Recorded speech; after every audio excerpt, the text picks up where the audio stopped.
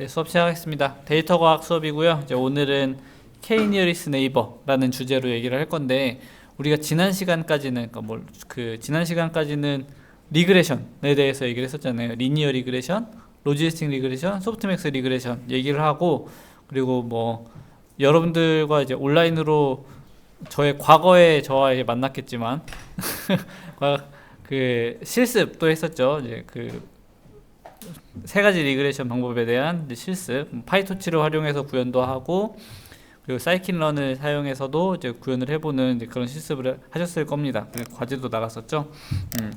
그렇게 진행을 했는데, 리그레션은 이제 지난 시간으로 끝났고, 오늘부터는 새로운 주제로 얘기를 할 겁니다. 근데 그 중에 첫 번째가 K-Nearest Neighbor인 거고요.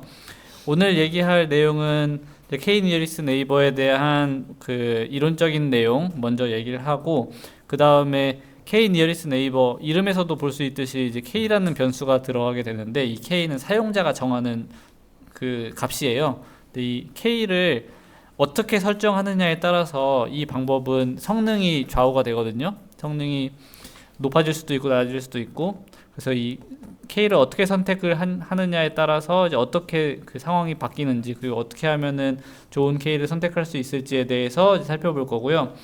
그리고 K nearest neighbor잖아요. nearest 가장 가까운 이웃이란 의미인데, 가깝다라는 걸 정의할 거면은 그 디스턴스를 정의할 수 있어야 되잖아요. 어떤 데이터랑 어떤 데이터가 가깝다, 어떤 데이터랑 어떤 데이터가 멀다, 이걸 정의할 수 있어야 되는데, 그러려면은 디스턴스에 대한 정의가 필요하겠죠. 그래서 디스턴스로 정의할 수 있는 방법들에는 어떤 것들이 있는지 이제 간단하게 살펴볼 거고, 그 다음에 이제 K-Nearest Neighbor 방법의 이제 장단점 살펴보고, 그리고 단점 중에 그 K-Nearest Neighbor의 단점 중에 좀 연산량이 많다라는 그런 단점이 있거든요. 그 단점을 보완하기 위해서 데이터를 미리 구조화하는 그런 방법들이 있어요. 그 구조화 방법들을 이제 간단히 살펴보는 이제 그런 시간 가지도록 하겠습니다. 항목이 좀 많죠. 5가지 항목인데, 근데 이게 그렇게 뭐 각각이 길진 않습니다. 내용이 어렵지도 않고요. 그 리그레션 문제 같은 경우에는 이제 모델을 가정하고 그 모델을 학습하는 과정이 들어가고 하다 보니까, 이제 처음 머신러닝을 접한 사람들은 좀 이해가 잘 안 되고 복잡하게 느껴질 수도 있을 것 같은데, K-Nearest Neighbor 같은 경우에는 그 개념만 이해하면은 바로 아주 직관적으로 이해할 수 있는 이제 그런 방법입니다. 전혀 어려운 내용 아니니까 한번 찬찬히 진행을 해보도록 합시다. 네, 여기서 말하는 K-Nearest Neighbor, 줄여서는 KNN이라고 얘기를 하는데, 별다를 거 없습니다. 그냥 가장 가까운 K개의 점을 우리는 K-Nearest Neighbor라고 얘기를 해요. 그럼 이런 이제 뭐 다차원 공간상에 그 점들이 존재한다고 하면은, 이 빨간 점이랑 이제 가장 가까운 K개의 점, 뭐 여기서 K를 4라고 하면은 K개의 점은 무엇인가? 거리를 다 측정을 해본 다음에 그 중에 가장 가까운 그 4개를 고르면 되는 거예요. 얘네들이 K-Nearest Neighbor가 되는 겁니다. 이 빨간 점의 K-Nearest Neighbor가 되는 거예요. 이해되시죠? 요게 그냥 K-Nearest Neighbor다. 그럼 요걸 가지고 우리가 뭘 할 수 있는가?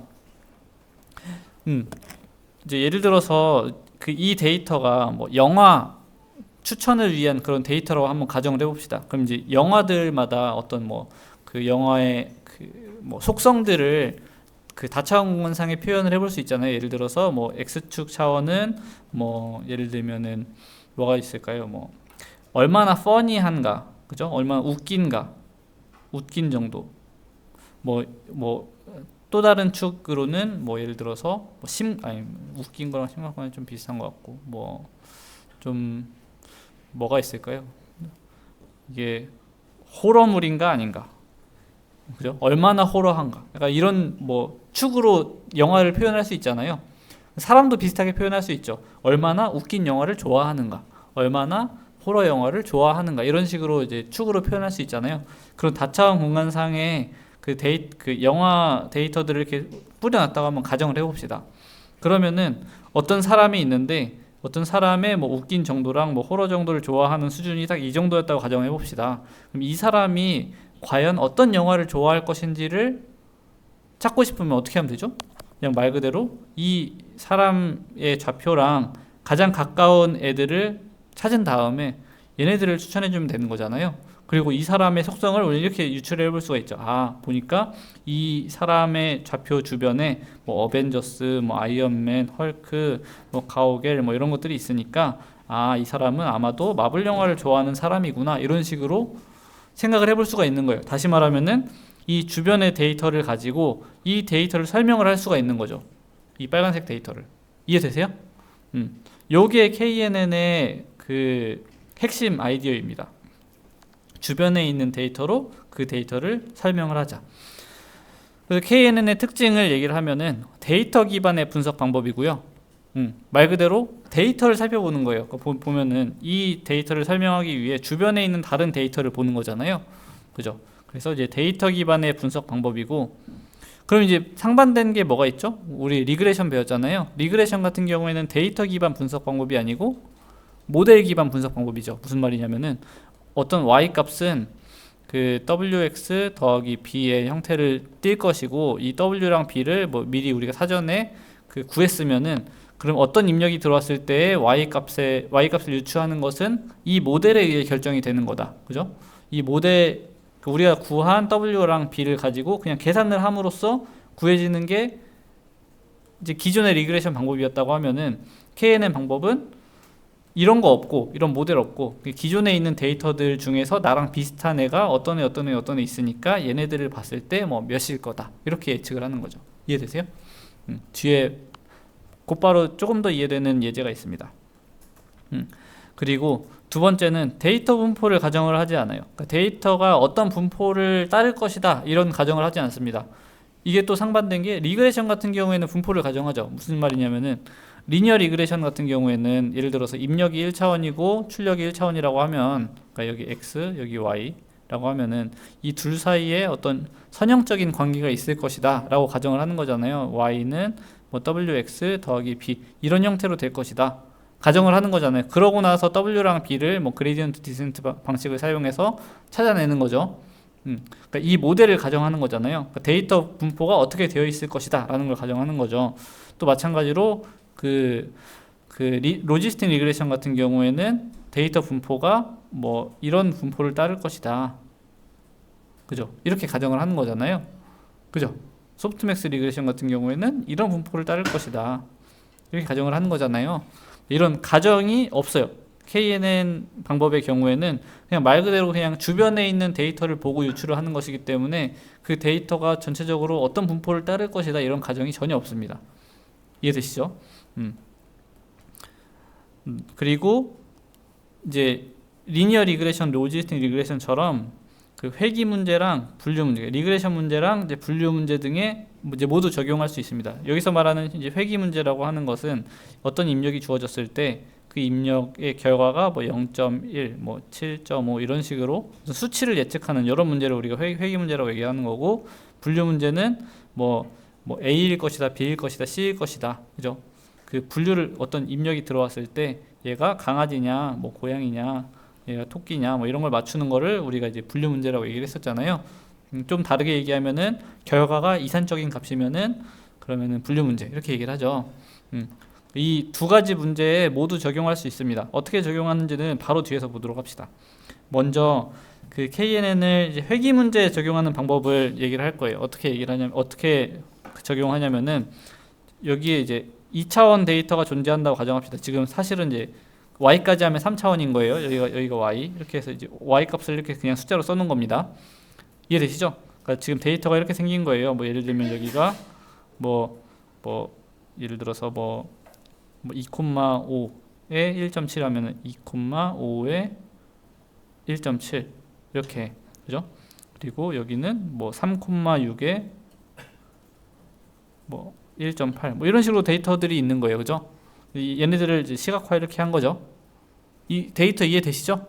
우리 그 리그레션에서 이렇게 박스 그려놓고 여기가 이제 트레이닝 데이터다, 이렇게 했던 그 그림 기억나시죠? 요거를 이렇게 표현을 한 거예요. 그리고 여기 이제 테스트 데이터가 있는데 지금 요 점인데 뭐 예를 들어서 뭐 3,5라고 가정을 합시다.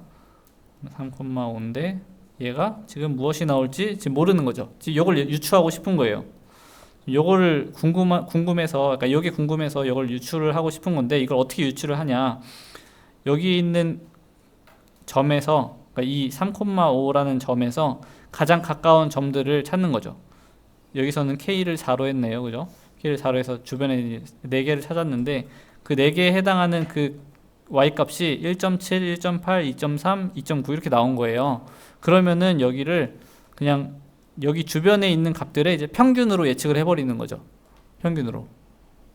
주변에 있는 값들이 이렇게 생겼으니까 여기는 아마도 1.7 더하기 1.8 더하기 2.3 더하기 2.9 나누기 4 이렇게 될 것이다 라고 가정을 하는 거예요. 그죠? 이해되시죠? 한 몇 정도 나오나요? 한 뭐 2.4 정도 되나요? 안 되나? 9, 87, 87, 6, 5, 4, 5, 8, 9, 10, 11, 12, 13, 14. 2.3 정도 나오나 보다. 네. 2.3 정도 대충. 그래서 얘 예측값은 아마도 2.3일 것이다. 이런 식으로 예측을 하는 방식이에요. 이해되시죠? 어렵지 않죠?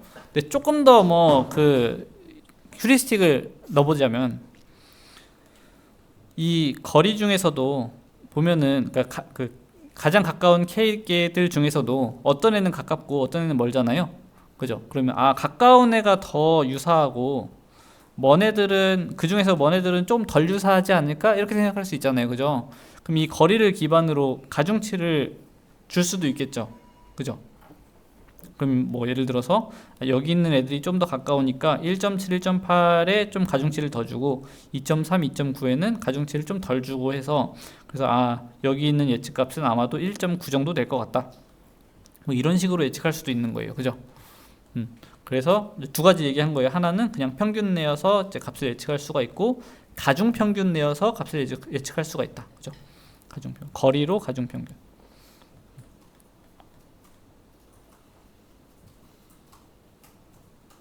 네, 요거는 한번 그 다음 시간에 실습할 때 좀 더 살펴보도록 할게요. 네, 이렇게 이제 회귀 문제에 적용이 가능하고 분류 문제에도 적용할 수 있습니다. 분류 문제. 뭐 예를 들어서 이제 어떤 데이터가 이런 식으로 분포되어 있다고 한번 가정을 해봅시다.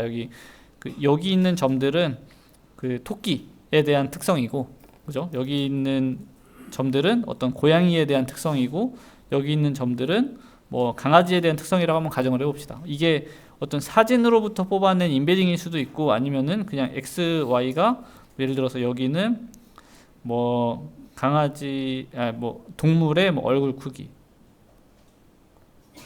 뭐 여기는 뭐 발 크기, 뭐 이런 식으로 있을 수 있는 거예요, 그죠? 뭐 데이터는 만들기 나름이니까 이렇게 돼 있다고 했을 때 어떤 이제 새로운 동물의 이제 얼굴 크기랑 발 크기를 측정을 해봤더니 이제 여기 딱 나온 거죠. 얘가 그럼 과연 토끼일까, 고양이일까, 강아지일까를 한번 예측을 해보고 싶은 거죠. 그죠? 했을 때 KNN으로는 어떻게 하냐면은 이제 가장 가까운 K를 뽑은 다음에 봤더니 이제 토끼는 3개, 고양이는 1개, 강아지는 0개잖아요. 그죠? 가장 가까운 K개를 뽑았더니 그 중에 토끼가 가장 많았으니까 그러면은 얘는 아마도 토끼일 것이다. 라고 예측을 하는 거예요. 이해되시죠?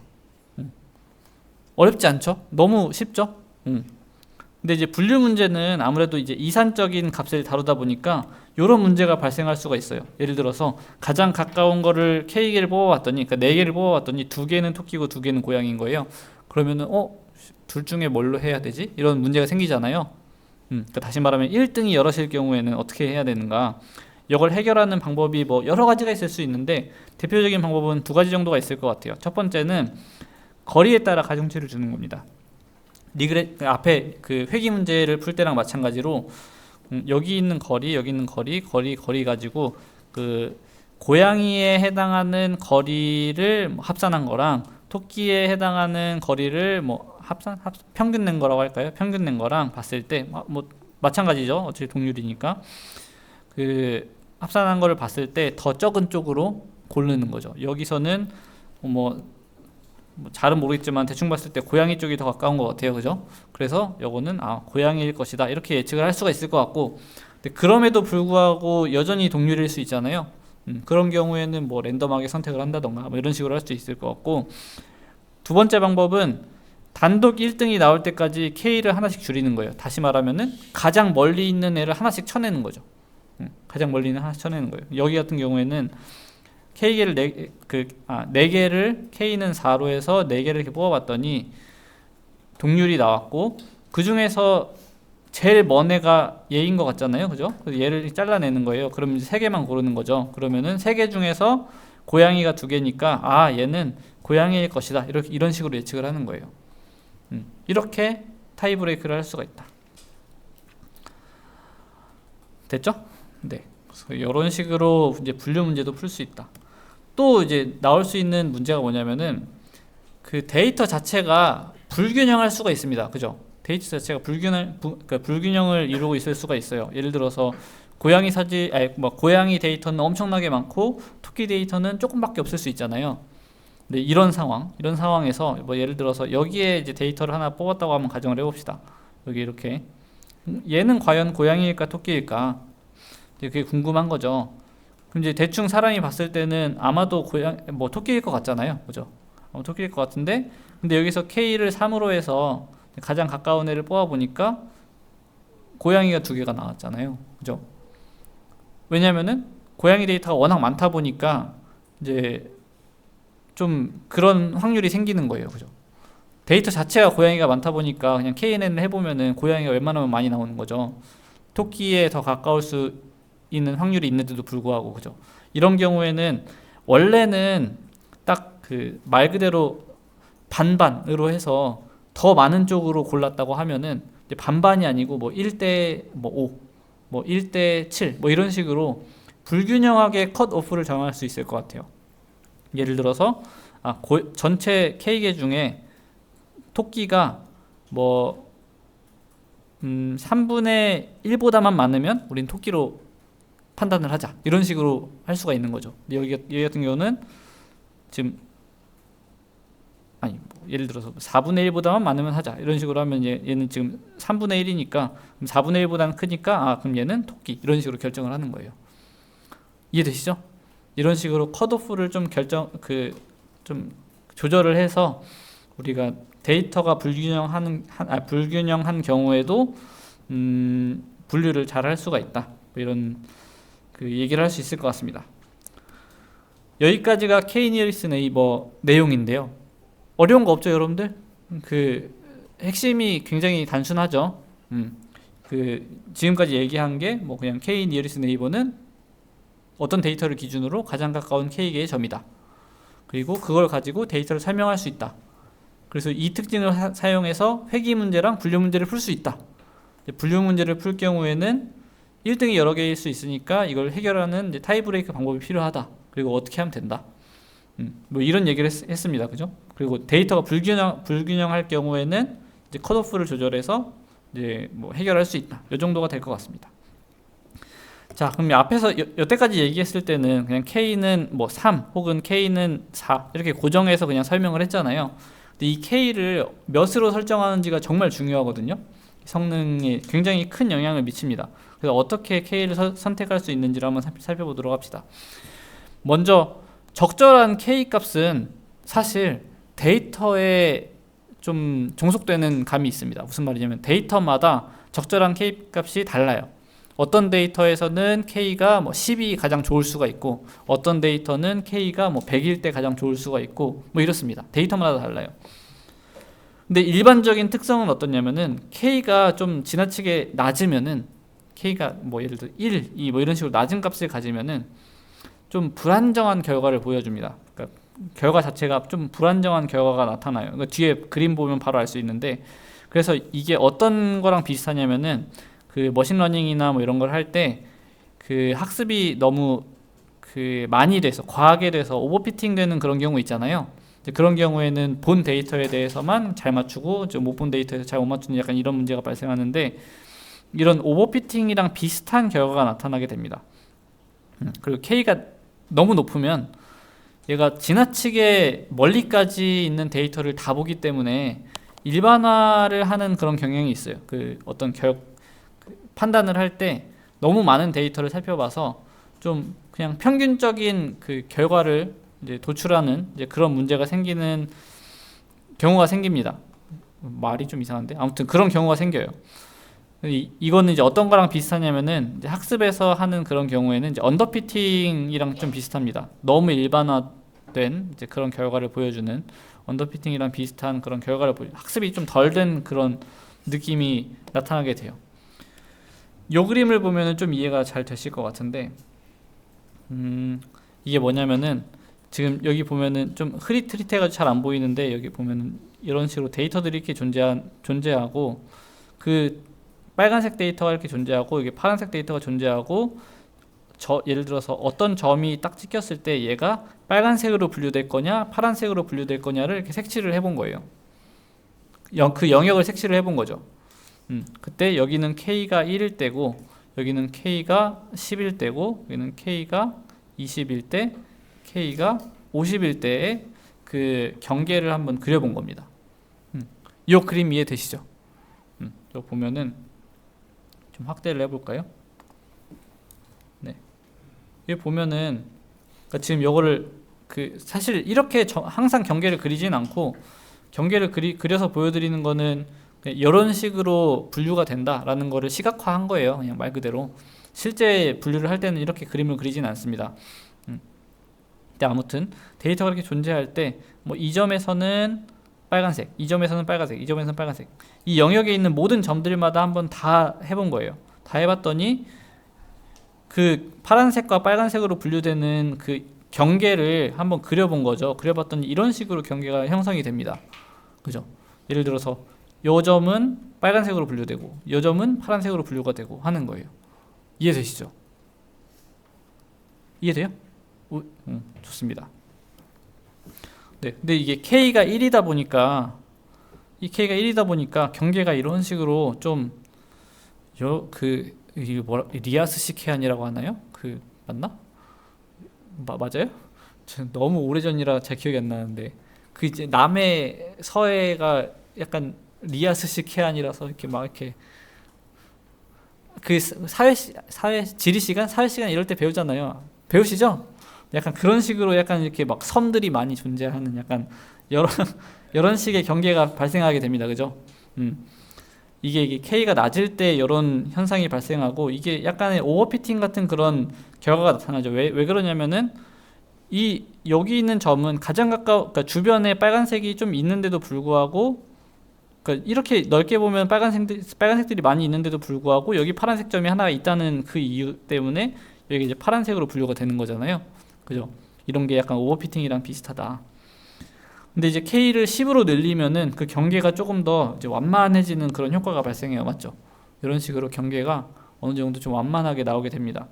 근데 실제로 여러분들이 만약에 이런 데이터가 주어졌다고 하면은 사람이 그 경계를 대충 그려본다고 하면 저라면은 대충 한 이 정도 그릴 것 같아요. 이렇게 해서 뭐 이런 식으로 이렇게 그릴 것 같거든요. 그죠?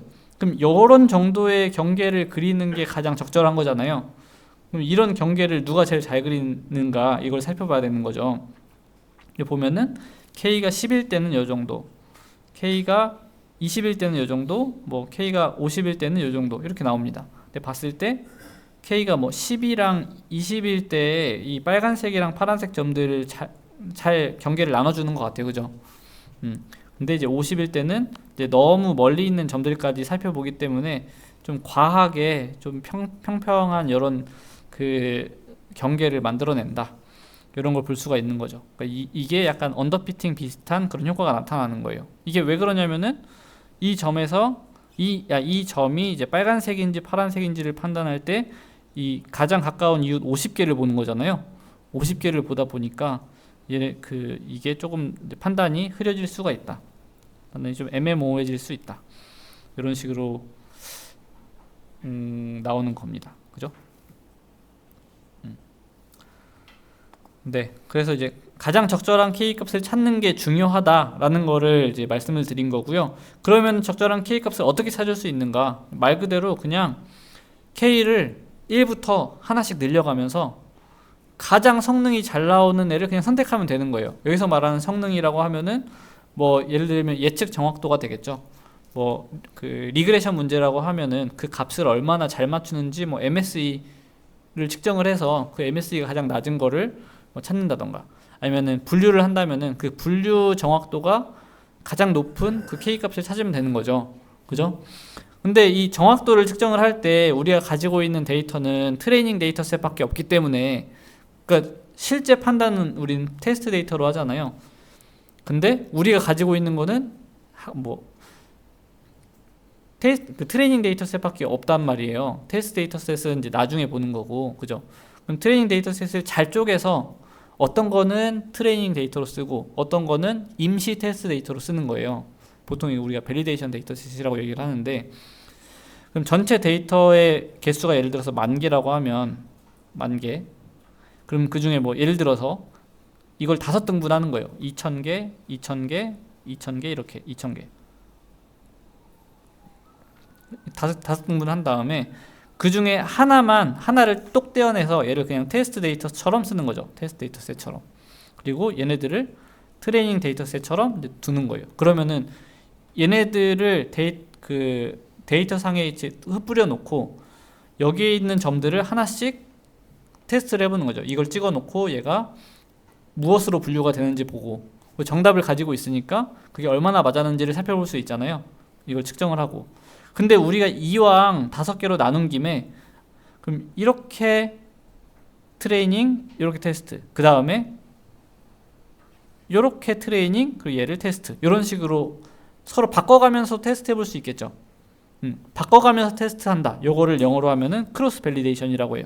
그러니까 교차 검증이라고 하는 거예요. 이제 어떤 얘를 테스트 데이터셋으로 했을 때, 얘를 테스트 데이터셋으로 했을 때, 얘를 테스트 데이터셋으로 했을 때 다 결과가 다를 거 아니에요. 그죠? 이렇게 뭐 5등분을 하면은 5번 테스트를 해볼 수 있을 것 같습니다. 그죠? 얘네들을 다 테스트를 해본 다음에 이때 정확도가 몇이 나오는지를 측정을 하는 겁니다. 이해되세요? 네. 이렇게 우리가 그 테스트 데이터셋의 정답이 없어도 트레이닝 데이터셋만으로도 지금 그 어떤 K 값이 가장 적절한지를 테스트해 가면서 이제 확인할 수가 있다. 뭐 이런 내용이 되겠습니다. 이것도 뭐 이해 잘 되시죠? 혹시 잘 모르겠다 하시는 분 계신가요? 네, 질문 있으면 바로바로 해주세요. 네. 네, 그리고 여기까지가 이제 K를 어떻게 찾는가에 대한 그런 내용이었고요. 자, 그럼 이제 디스턴스에 대해서 얘기를 할 건데, 이게 아까도 말씀드렸던 것처럼 이제 K 니어리스트 네이버다 보니까 니어리스트 네이버를 찾아야 되잖아요. 그럼 거리를 정의를 잘 해야겠죠. 여태까지는 그냥 당연하게 유클리디안 디스턴스로 얘기를 했는데, 유클리디안 디스턴스 말고도 데이터에 따라서 어떤 경우에는 유클리디안 디스턴스가 아니고 다른 디스턴스를 사용해야 더 좋은 경우도 있습니다. 뭐 예를 들면은 뭐 예를 들어서 뭐가 있을까요? 각도가 중요한 그런 게 뭐가 있지?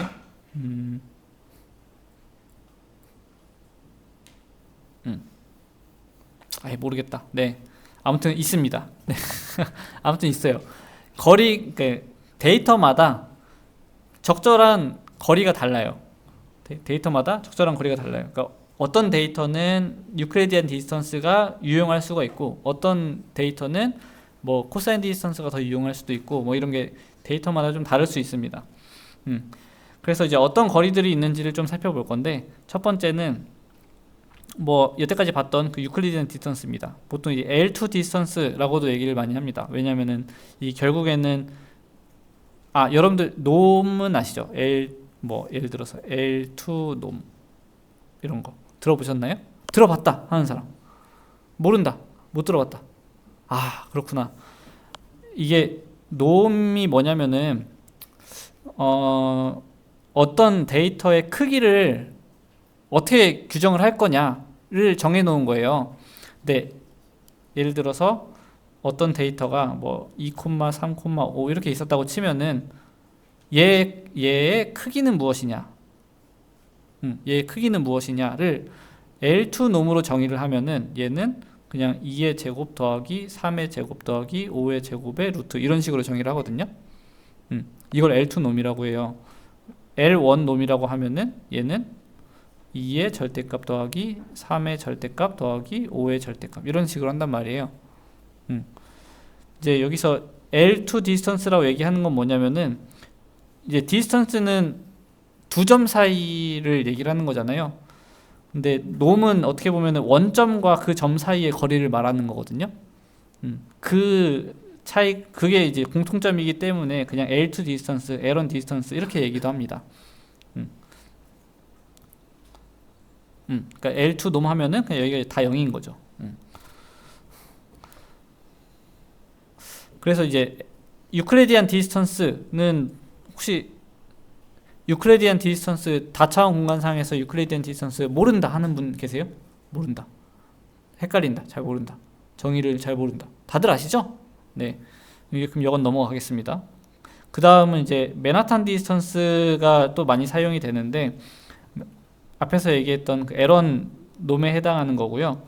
맨하탄 디스턴스는 어떤 점에서 어떤 점까지의 거리를 유클리디안 디스턴스의 경우에는 이 직선 거리를 측정을 했다고 하면은 맨하탄 디스턴스는 x축만큼 거리, y축만큼 거리 이걸 다 합한 것을 이제 맨하탄 디스턴스라고 얘기를 합니다. 물론 이제 3차원, 4차원, 5차원 다차원 공간상에서는 x, y, z축 뭐 다 쓰는 거겠죠. 그 각 축마다의 거리를 합산한 거예요. 그래서 식으로 쓰자면 이렇게 나옵니다. 이걸 벡터로 쓰자면은 뭐 예를 들어서 x가 뭐 x라는 점의 좌표가 뭐 2, 3, 5, 7 이렇게 있었다고 치고 얘가 y가 점이에요. 그냥 뭐 a, b라고 쓸까요? a 점, b 점 이렇게 있을 때 얘는 뭐 1, 2, 3, 뭐 마이너스 1 이렇게 있었다고 치면은 이 둘 사이의 맨하탄 디스턴스는 어떻게 되냐면은 요 거리가 1이고 여기 거리가 1이고 여기 거리가 2이고 여기 거리가 7, 8이니까 이거 다 합해서 12가 되는 거예요. 이게 맨하탄 디스턴스입니다. 이렇게 정의를 해요. 유클리디안 디스턴스라고 하면은 2 빼기 1의 제곱 더하기 3 빼기 2의 제곱 더하기 5 빼기 3의 제곱 더하기 7 빼기 마이너스 1의 그럼 8이니까 얘의 제곱 64 얘의 루트 이렇게 되는 겁니다. 이게 유클리디안 디스턴스. 이런 차이가 있어요. 요거는 왜 맨하탄 디스턴스라고 얘기를 하냐면은 아까 열어놨었는데 껐나? 껐나봐요. 왜 껐지? 맨하탄 가보셨어요? 가보신 분 혹시? 맨하탄 가봤다.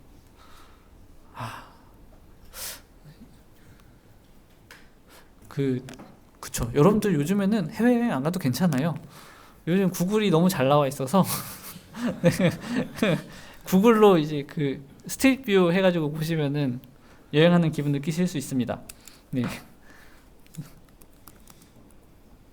맨하탄. 여기가 뉴욕 맨하탄. 나 뭐 갖다 댄 거지? 다시 보고 싶은데? 어떻게 한 거지?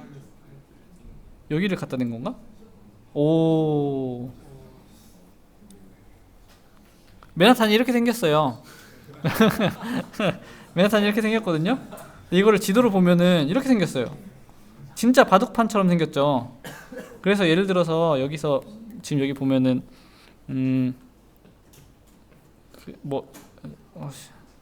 여기가 이제 엠파이어 스테이트 빌딩이고 그만 나와. 네. 여기가 이제 뭐 버드랜드 뭐 이런 뭐 재즈 클럽이 있다고 하는데 여기서부터 그만 나와. 여기서부터 여기까지 가려고 하면 어떻게 가야 되죠? 이 길 따라가야 되잖아요. 길 따라가야 되는데 이거를 갖다 대면 또 그렇게 되겠지. 네. 이거를 결국에는 네. 지금 이렇게 돼 있으면 지금 예를 들어서 여기서부터 여기까지 가려고 하면 그럼 결국에는 이렇게 가거나 이렇게 가거나 이렇게 가거나 길 따라가야 되잖아요. 근데 얘네들은 다 직각으로 이루어져 있기 때문에 어느 경로를 가도 그 거리가 똑같아요. 맞죠? 요 거리가 사실은 요거랑 마찬가지잖아요. 이 수식이랑. 그래서 이걸 맨하탄 디스턴스로 얘기를 합니다. 혹은 그 미국 사람들끼리는 뭐 택시 캡 디스턴스 뭐 이런 식으로 얘기를 해요. 그러니까 택시가 지나다니는 그 거리 뭐 이렇게 얘기를 합니다. 여기에 이제 많이 사용되는 그 케이스가 또 어디가 있냐면 요즘에는 잘 없는 것 같은데 혹시 이렇게 생긴 게임 보신 적 있나요? 아이고 이게 아닌데 네 이거 너무 옛날 게임이라서 여러분들 아마 잘 모를 것 같은데 이런 식의 게임 보신 적 있나요? 그 이제 격자로 이렇게 맵이 구성되어 있고 각 턴마다 내 캐릭터를 어디로 이렇게 옮겨가지고 이렇게 막 싸우고 막 이렇게 하는 그런 게임 있잖아요. 이때 사용하는 요 그림은 뭐냐면은 제가 초등학교 때 굉장히 즐겨 했던 파렌디 택틱스 2라는 게임인데요. 혹시 아는 사람 있나요? 혹시 안다. 파렌디 택틱스 2를 안다. 여러분들 그 고전 게임이라는 세계도 굉장히 넓답니다. 한번 해보시는 걸 추천드릴게요. 이게 옛날 게임이라고 물론 그래픽이랑 이런 건 요즘 게임들에 비해서 구릴 수는 있지만 옛날 게임들일수록 스토리나 이런 게 더 강한 경우가 있어요. 물론 요즘에도 띵작들이 많이 있지만 옛날 게임 중에 정말 스토리도 좋고 막 이런 게임들이 많이 있습니다. 그 게임인데 한번 그 턴마다 그 내 캐릭터를 이렇게 이동을 시켜야 돼요. 근데 지금 여기 밑에 장판에 깔린 거 보면 이게 하늘색으로 표시된 부분 있잖아요. 여기에 그 이 캐릭터가 한 번에 이동할 수 있는 그 영역을 표시를 한 거거든요. 근데 이런 영역을 계산할 때도 맨하탄 디스턴스를 많이 사용했었습니다. 보면은 이게 동그라미가 아니고 지금 사각형으로 표시되잖아요. 여기서 얘가 한 번에 갈 수 있는 게 하나, 둘, 셋, 넷, 5칸씩밖에 못 가는 거예요. 그죠? 그래서 여기 다 5칸 이내에 갈 수 있는 그 영역들이 이렇게 표시가 되는 거죠. 이런 거 계산할 때도 맨하탄 디스턴스를 쓴다. 네. 이거 참 재밌는데 어디 뭐 얘기를 할 수가 없네. 네, 이게 여러분들과 저의 세대 차이인 것 같습니다. 여러분들은 뭐 이런 비슷한 맨하탄 디스턴스가 적용된 뭐 이런 게임들을 알고 있는 게 있나요? 제가 이걸 업데이트를 하고 싶어도 요즘 게임을 잘 몰라가지고.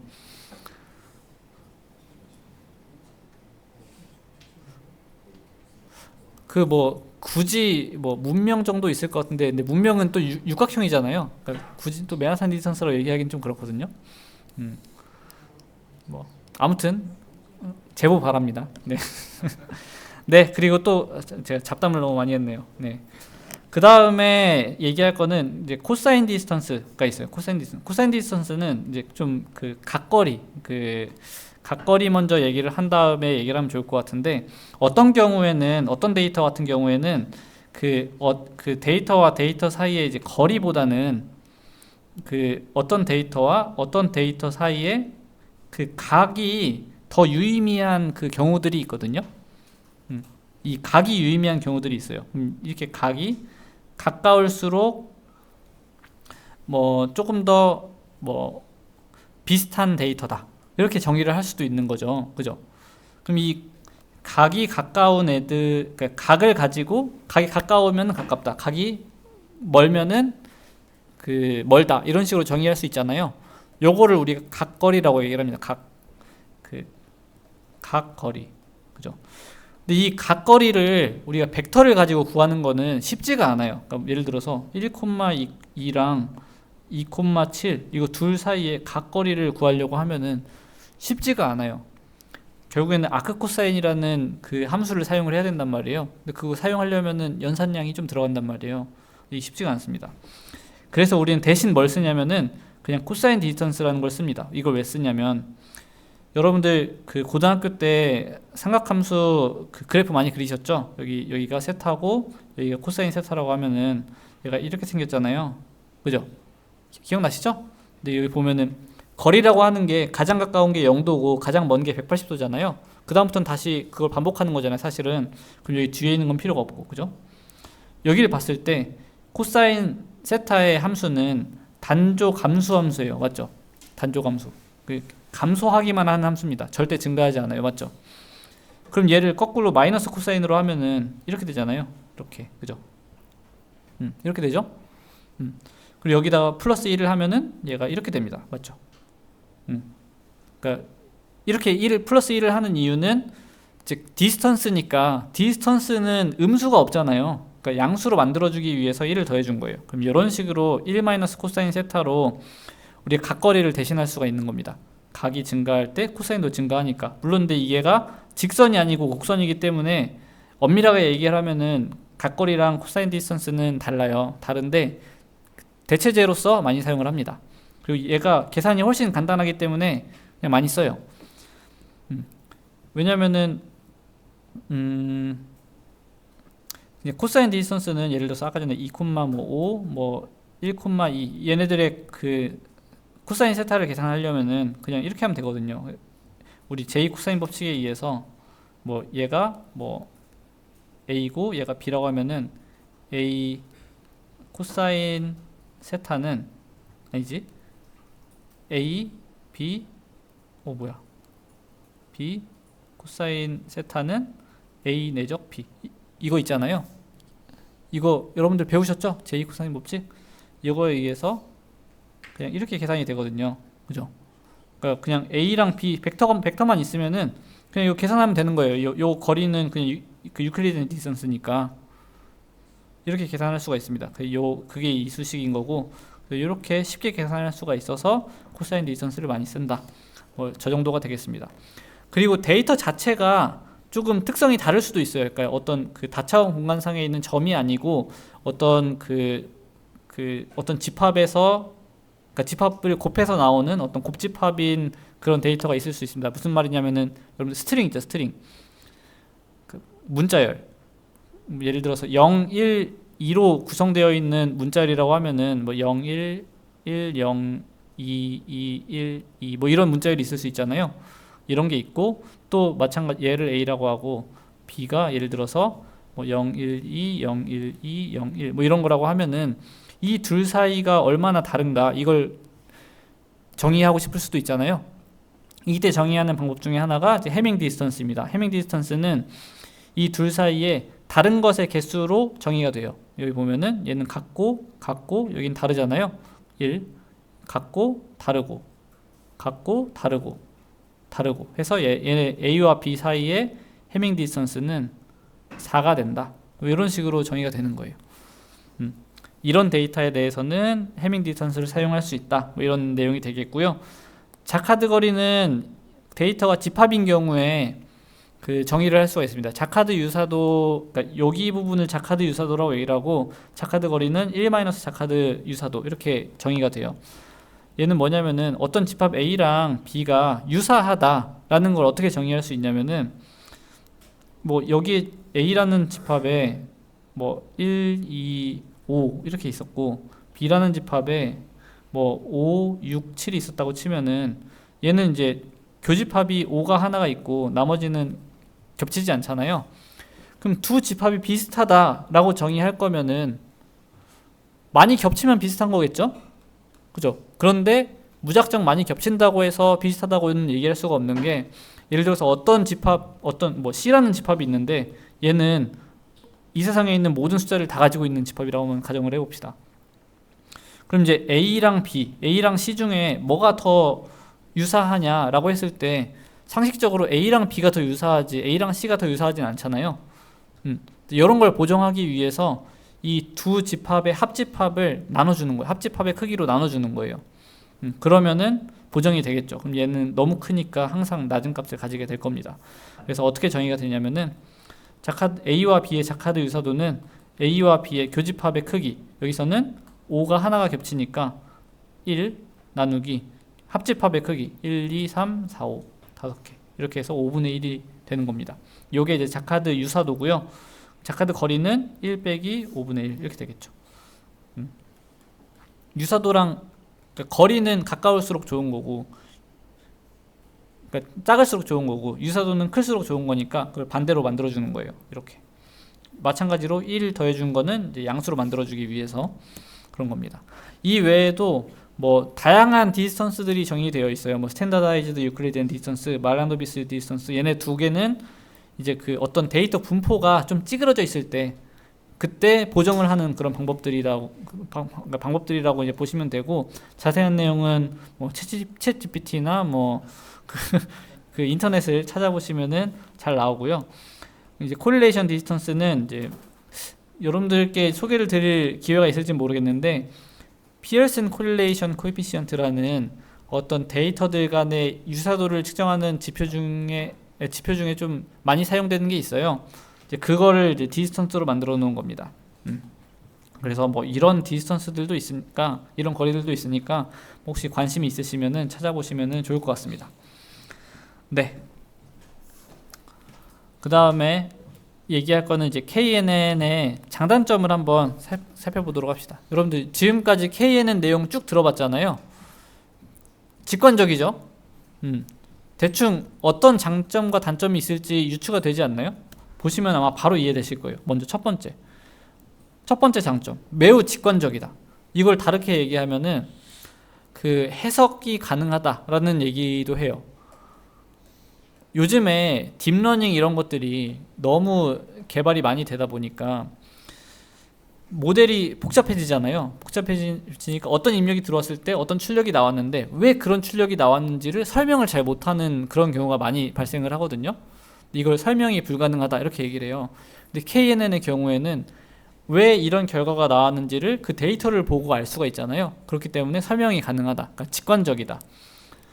그 방법 자체도 쉽고 이해하기 직관적인데 그 결과가 도출된 그 과정도 우리가 쉽게 이해할 수 있다. 직관적이라는 그런 장점이 있고요. 두 번째는 주변에 있는 데이터를 그냥 살펴보기만 하면 되는 것이기 때문에 따로 학습이라는 과정이 필요가 없죠. 리그레션 같은 경우에는 W와 B값을 찾기 위해 학습이라는 과정을 했었잖아요. 근데 여기서는 학습 과정이 없다. 그래서 그런 게 장점이다. 그리고 어떤 분포든 상관이 없습니다. 데이터가 어떤 분포를 하든 간에 그 디스턴스만 정의가 잘 되면은 전혀 상관이 없는 거예요. 이거를 좀 유식한 척 할 때는 비모수 방식이다 이렇게 얘기를 할 수가 있고요. 그리고 데이터가 많을 경우에 정확도도 급격하게 올라간다라는 그런 장점이 있습니다. 이거는 왜 그러냐면은 말 그대로 주변에 있는 데이터들을 보고 나를 유출을 하는 건데 데이터가 빽빽하게 있으면은 그 내 주변에 있는 애들이 나랑 정말 가까울 거 아니에요. 그러면은 나를 정말 잘 설명을 하겠죠. 그래서 데이터가 많을 경우에 그러니까 밀도가 높을수록 정확도가 많이 올라간다. 이런 장점이 있고, 근데 단점으로는 데이터가 많을 경우에 연산량이 굉장히 많이 늘어납니다. 이게 왜 그러냐면 우리가 예를 들어서 어떤 점들이 막 이렇게 많이 있는데 예를 들어서 이 점이랑 가장 가까운 K를 찾고 싶어요. 방법이 없습니다. 결국에는 모든 데이터를 다 봐야 돼요. 그죠? 이 모든 데이터들이랑 다 거리 계산을 한 다음에 그 중에 가장 가까운 K를 찾아야 되는 거예요. 맞죠? 그러면은 적어도 데이터가 n개가 있으면은 5의 n만큼의 연산이 필요합니다. 그죠? 근데 여기 만약에 힙 자료 구조 같은 거 사용한다고 하면은 이제 로그 n 로그 뭐 k 정도가 붙겠죠. 그죠? 그래서 뭐 이런 좀 문제점이 있다. 데이터가 많을 경우에 연산량이 많이 증가한다. 이런 단점이 있는데 이런 단점을 개선하기 위해서 좀 몇 가지를 적용할 수가 있을 것 같습니다. 첫 번째는 그냥 아예 데이터의 차원을 축소하는 거예요. 예를 들어서 주어진 데이터 자체가 뭐 100차원인데 요거를 뭐 나중에 여러분들이 배울 차원 축소 기법들이 있어요. 뭐 PCA 같은 그런 기법들이 있는데 그런 걸 사용해서 뭐 10차원 뭐 이런 식으로 줄일 수가 있거든요. 차원을 줄이면은 거리 계산하는 그 시간 자체가 줄어들잖아요. 그래서 좀 그러니까 효율성을 좀 올릴 수 있다. 그런 방식으로. 두 번째는 인덱싱으로 탐색 속도를 향상을 시키는 건데 이게 무슨 말이냐면은 지금 조금 전에 뭐라고 했냐면 데이터를 전부 다 뒤져야 된다고 했었잖아요. 근데 사실 전부 다 뒤질 게 아니고 어떤 점이 딱 찍히면은 이 주변에 있는 데이터들을 미리 알 수 있으면은 그 주변에 있는 데이터들 중에서 탑 K를 뽑으면 되잖아요. 그죠? 요걸 위해서 미리 데이터를 이렇게 뭐 구획화를 하는 거예요. 이렇게 뭐 미리 구획을 나눠 놓는 거예요. 그 다음에 어떤 데이터가 딱 들어왔으면은 이 데이터가 포함된 구획은 여기니까 혹은 주변 구획이 여기 있으니까 이 구역들만 탐색을 한다. 이런 식으로 하는 거죠. 물론 이제 정확도가 조금 낮아질 수는 있습니다. 예를 들어서 경계가 딱 요런 부분 경계 부분에 데이터가 들어오면은 실제 가까운 건 이쪽에 있는데 여기에서만 찾게 될 수도 있잖아요. 그래서 정확도는 좀 낮아질 수 있는데 근데 효율성이 굉장히 많이 올라간다. 그죠? 그리고 단점 또 두 번째 단점은 그 아무래도 KNN 자체가 이제 디스턴스에 기반한 방법이다 보니까 그 차원이 커지면 커질수록, 그 데이터의 차원이 커지면 커질수록 얘가 좀 성능이 좀 잘 안 나오는 경향이 있습니다. 이걸 차원의 저주라고 얘기를 하는데, 그 약간 근본적인 원인은 무엇이냐면은 차원이 커질수록 그 공간 안에 점들이 들어갈 수 있는 그 점들이 굉장히 많아져요. 다시 말하면은 점들 사이의 거리가 점점 멀어집니다. 1차원일 때는 0에서 1 사이에 점들이 뭐 나올 수 있는 거리라고 해봐야 0부터 1까지밖에 없잖아요. 2차원이라고 하면은 뭐 최대 거리가 루트 2까지 늘어나고, 3차원이라고 하면 더 늘어나잖아요. 근데 이게 차원이 늘어나면 늘어날수록 그 거리가 점점 더 늘어나거든요. 근데 거리가 늘어나는 거는 그렇게 큰 상관이 없는데, 거기에 랜덤하게 점들이 박혀 있다고 해도 그 랜덤하게 박혀 있는 그 점들 사이의 거리가 다 비슷하게 멀어요. 그러니까 멀다는 게 중요한 게 아니고 비슷하게 멀어요. 그러다 보니까 이 구분이 잘 안 되는 문제가 생깁니다. 네, 그래서 이제 약간 고차원 데이터를 다룰 때 좀 문제가 있을 수 있다. 물론 데이터들마다 안 그럴 수도 있습니다. 네, 그래서 이제 그 단점 중에 데이터가 많을 경우에 연산량이 굉장히 많이 올라가는데, 인덱싱 기법으로 탐색도를 향상시킬 수 있다고 했잖아요. 이 인덱싱 기법들에는 뭐가 있는지 간단하게 살펴보도록 합시다. 네, 지금이 왜 이렇게 시간이 많이 지났어. 네, 여기는 제가 5분 안에 끝내도록 할게요. 네, 첫 번째는 KD 트리입니다. KD 트리. 핵심은 데이터를 다 보지 않고 일부만 보는 거예요. 일부만 보게 하고 싶은 거예요. 근데 KD 트리는 이제 그 영역을 쪼개는 그런 기법을 사용을 하는 거고요. 그 전체 데이터를 예를 들어서 2차원 데이터라고 하면은 X, Y축 두 개가 있잖아요. 그럼 X축, Y축, X축, Y축, X축, Y축 번갈아 가면서 데이터를 반씩 쪼개는 그런 방법이에요. 예를 들어서 여기 점이 이렇게 하나, 둘, 셋, 넷 다 6개가 있으면은 이 데이터를 절반으로 쪼개는 점을 하나 찾아요. 근데 X축을 기준으로 찾습니다.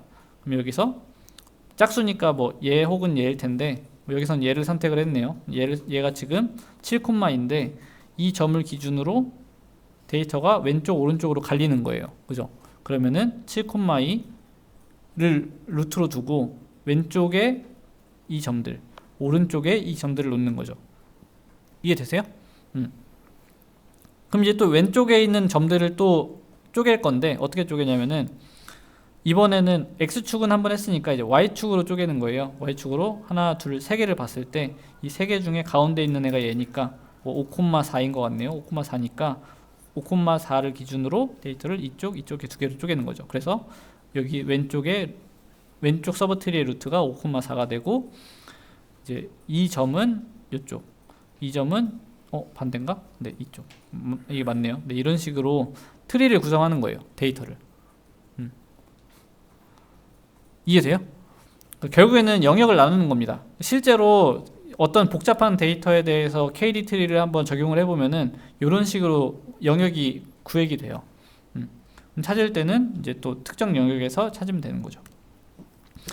네, VP 트리도 마찬가지의 아이디어를 가지는데 조금 다릅니다. 얘는 어떻게 하냐면은 랜덤하게 점 하나를 찍은 다음에, 그러니까 영역을 어떻게 나누냐면은 랜덤하게 점 하나를 찍은 다음에 여기서 이제 여기를 중심으로 원을 이렇게 확장을 시켜 나가요. 확장을 시켜 나가다가 딱 데이터를 반반으로 나누는 그 원이 있을 거 아니에요. 그 원을 기준으로 안에 있는 점과 밖에 있는 점으로 나누는 방식입니다.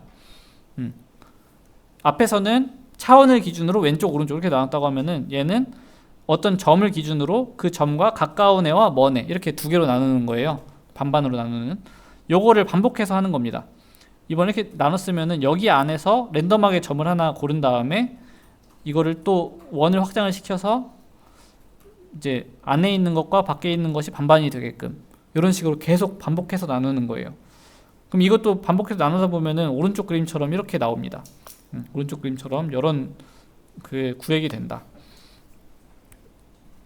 이것도 이제 트리 구조를 따르는 거죠. 그 다음은 조금 다른 접근 방법인데, KNN 그래프라고 이런 데이터가 주어지면은 이 데이터를 미리 그래프로 만들어 놓는 거예요. 근데 그래프를 어떻게 만드냐면은 각 점들마다 가장 가까운 K개를 미리 다 찾아놔요. 뭐 K가 뭐 예를 들어 10이라고 하면은 이 점에서 가장 가까운 10개를 미리 다 찾아 놓는 거예요. 그리고 걔네들 다 연결을 해 놓는 거죠. 그러면 왼쪽 그림이 오른쪽 그림처럼 바뀌게 됩니다. 그죠?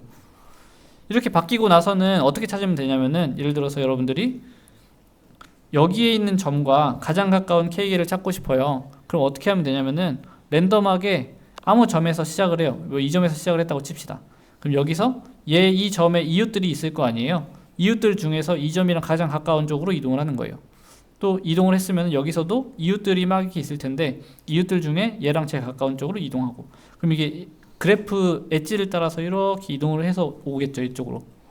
그죠? 이렇게 와서 요 근방에서 이제 조금 더 탐색을 하는 이런 방식입니다. 이제 그래프 탐색을 하는 거죠. 로컬리티 센시티브 해싱도 마찬가지예요. 얘도 VP 트리나 이제 KD 트리처럼 그 영역을 구획하는 그런 기법이고요. 그 랜덤한 하이퍼 플레인을 만들어요. 영역 중에 그 2차원 데이터니까 직선으로 나타나겠죠. 직선을 하나 그은 다음에 직선을 하나 그은 다음에 그 직선을 기준으로 왼쪽에 있으면 0, 오른쪽에 있으면 1이라고 할당을 하는 방식입니다. 근데 이 하이퍼플레인을 여러 개 만드는 거예요. 여기 기준으로는 여기가 0, 여기가 1, 여기 기준으로는 여기가 0, 여기가 1. 그러면은 데이터가 어떻게 구획이 되냐면은 이런 식으로 구획이 되는데, 여기에 있는 애들은 이거 기준으로 왼쪽에 있으니까 0, 요거 기준으로는 왼쪽에 있으니까 0, 요거 기준으로는 오른쪽에 있으니까 1. 그래서 얘네들은 001이라는 구획에 있는 거예요. 얘네들은 101이라는 구획에 있는 거고, 얘는 111이라는 영역에 들어가 있는 거죠. 그러면은 얘네들이 이제 얘네들의 그 뭐 닉네임 같은 거예요. 이제 그룹명이죠, 그룹명. 그럼 이제 새로운 데이터가 들어왔을 때 그 데이터가 이 하이퍼플레인에 의해서 어디에 들어가는지를 바로 알 수 있잖아요. 그러면은 거기에 포함되어 있는 데이터들만 탐색을 해보면 되는 거죠. 이게 로컬리티 센시티브 해싱 방법입니다. 네, 딱 5분 걸렸네요. 네, 오늘 준비한 내용은 여기까지인데요. 생각했던 것보다는 시간이 좀 많이 걸린 것 같아요. 아마 중간에 제가 잡담을 많이 해서 그런 것 같은데, 질문 있나요 혹시? 리그레션보다는 이해하기가 훨씬 쉽죠? 어렵지 않죠 여러분들? 제가 쉬운 내용인데 그냥 막 이것저것 얘기를 하다 보니까 좀 시간이 길어졌던 것 같습니다. 네, 질문인가요? 기지개? 오케이. 네, 질문 없으면은 오늘 수업 여기서 마치도록 하겠습니다. 수고하셨습니다. 네.